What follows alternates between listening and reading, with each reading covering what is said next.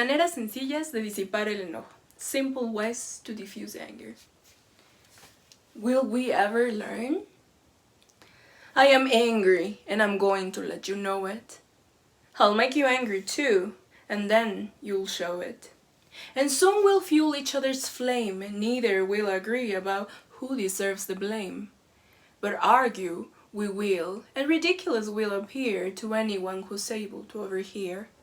Two shouting people who have both lost control, repelling like magnets of a similar pole.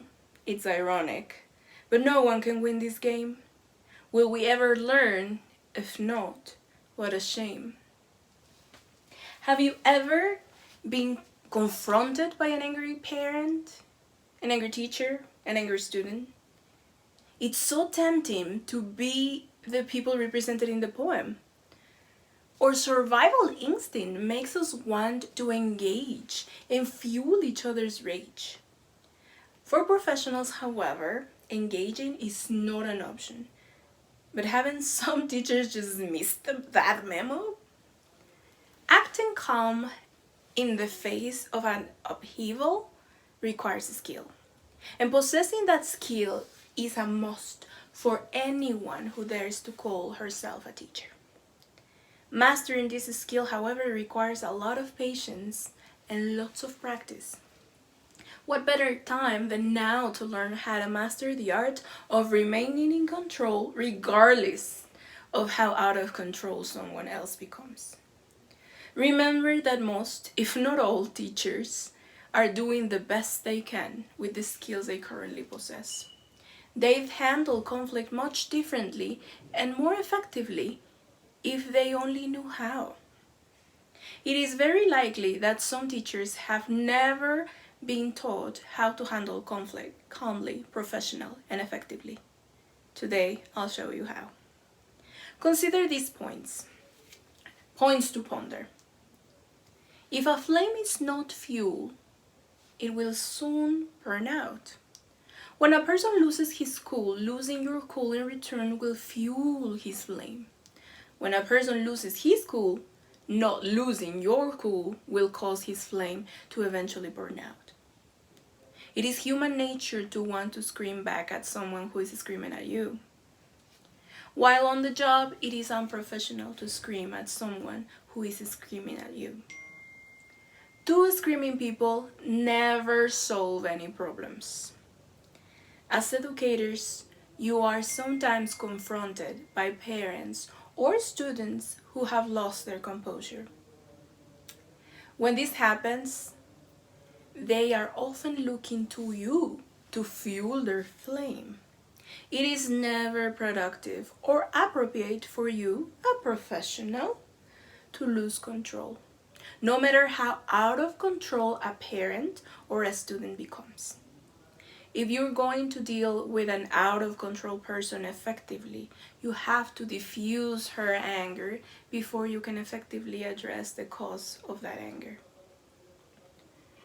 Do any of you agree with any of these points I've just made? I hope you all agree. Let me share a few examples of teachers dealing with angry parents and students. Decide which of these are effective and which are ineffective. Example number 1. A student is refusing to do her work. The teacher warns her to get busy, and she screams, "I'm not doing it, and you can't make me." The teacher responds, "Yes, I can. You'll do your work or else." The student retorts, "Or else what?" And the teacher says, "Or else you'll go to the office." And the student says, "Good, send me to the office." So example number 2.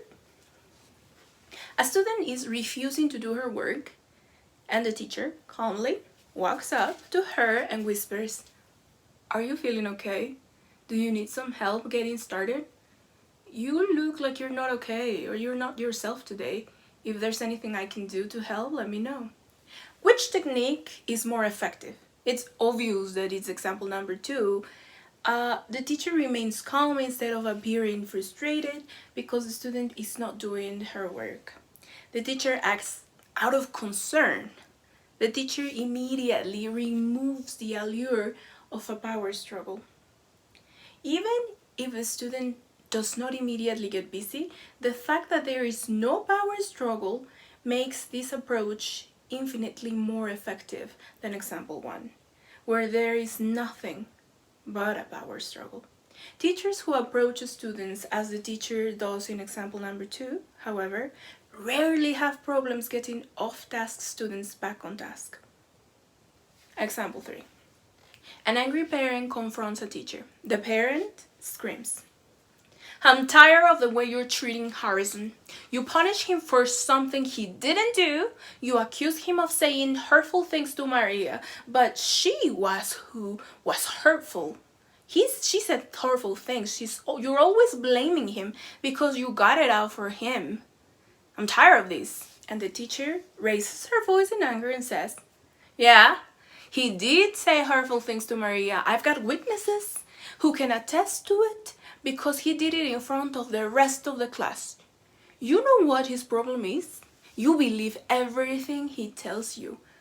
I don't have it out on him. He deserved to be punished." Example 4. This angry parent confronts the teacher. The parent again screams, "I'm tired of the way you're treating Harrison. You punish him for something he didn't do. You accuse him of saying hurtful things to Maria, but she was the one who said hurtful things to him. You're always blaming him because you've got it out for him. I'm sick of this." But this time the teacher calmly says, "Mr. Smith, I'd like to pay you a compliment. I don't know if you and I will leave each other agreeing or disagreeing about what Harrison did. But the very fact that you care enough to come to school and discuss this with me says to me that you are a concerned parent, and I respect that. In which of these situations do you think the parent will be more likely to work cooperatively with the teacher?" There's no rocket science here. Dealing with anyone in a calm, professional manner increases the chances 100-fold that the two of you can work together to solve a problem. Lashing out at someone guarantees the opposite result. So for today's task, describe how an effective teacher and an ineffective teacher might handle these situations that I'm about to tell you differently. So number 1, a student walks into your classroom angry, saying, "You better tell Jeremy to stop picking on me or else I'll beat him up." Number 2, a student is visibly frustrated while taking her test. She tears the paper in two and says, "I'm not doing this. This is stupid." Number 3, a student begins arguing with another student in your classroom. The argument quickly escalates and both are screaming at each other. And finally, number 4, a parent comes to you and accuses you of bullying his child by picking on him, not allowing him to sit with his friends, and keeping him at his recess. It is true that you have changed where the child now sits in class, but with good reason. It is true that you have kept the child in at recess to help him finish his work because he didn't do it during class. Okay, let's go out of our way to become awesome teachers. And see you next video.